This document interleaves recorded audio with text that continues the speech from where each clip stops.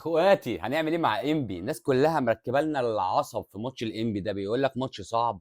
ماتش بالنسبه للانبي مهم جدا، 3 نقط يودوا للسبع كبار، وقصه كده هنتكلم فيها. بس قبل ما نتكلم فيها حابب اشكر كل واحد عندي، يعني الحمد لله واحد عنده 76,000.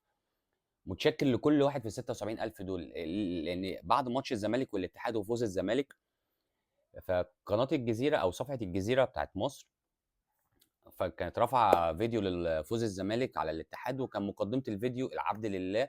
طبعا الناس دي ما شافتنيش غير بسببكم، ما عرفونيش غير بسببكم.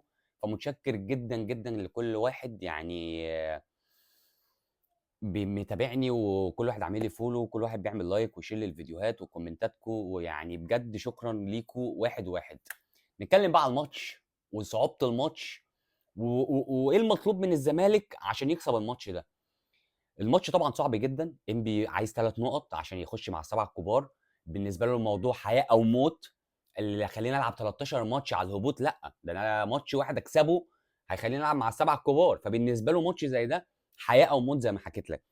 فالطبيعي اللي أنا كزمالك، أنا بالنسبة لي كل الماتشات حياة أو موت، يعني ما فيش ماتش في ال7 اللي جايين دول مش غير حياة أو موت، كل 3 نقط مهمين عندي جدًا. ماتش إنبي ده بالذات ماتش بيبقى غتت أوي، رخم أوي، وفريق بيلعب كورة وفريق مش عشوائي، مع إن الماتش اللي فات ده كسبوه بس حسيتهم عشوائيين أوي. بس قصادك مش هيبقوا كده، هيبقوا منظمين جدًا، عايز يكسبك، عايز يضغطك طول الماتش عشان يجيب جون. فواجب عليك بقى كابتن معتمد جمال واللعيبة اللي يركزوا جدًا في إنهاء كل هجمة. إحنا بنضيّع فرص كتير أوي، كتير أوي، وانفرادات، يعني عارف مش فرص عادية، لأ ده بيبقى انفراد، رايح اخوان رايح انفراد، ما اعرفش شيكو رايح انفراد، ناصر منسي رايح بتلاقي حاجات غريبه بتضيع. فما ينفعش ده يضيع الماتش الجاي.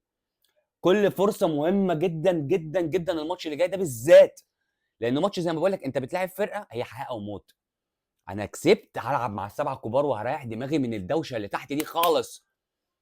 فهو هيبقى نازل ضغطك، نازل عايز يجيب جون، نازل عايز يكسب، فلحد ما هيبقى فاتح لك الملعب، مش هيبقى مقفل، لان هو بالنسبه له عايز يكسب. فدي برده ميزه تقدر تلعب عليها، اللي هو مش هيبقى قافل الملعب، هيبقى فاتح لك ملعبه. ففاتح لي ملعبه، ما ينفعش اروح انا اضيع فرص، ما ينفعش اروح اضيع هجمات، لان اللي حصل مع ماتش الاتحاد والهزازان اللي كان في المستوى مش حلو، مش حلو، مش حلو. الاتحاد برضه عارف اللي هو كده مش هيبقى في ال7 الكبار، بس هو بيلعبك عشان انا عايز اكسب، عشان انا عامل 8 صفقات جداد. فبالنسبه له ماتش عايز يكسب، وماتش جماهيري والقصه دي. لكن انبي ما عندوش بقى لا جماهير توتره، ولا عنده حد يعصبه، هو هينزل الماتش عايز يموت نفسه عشان ال3 نقط هيودوه زي ما قلت لك يلعب مع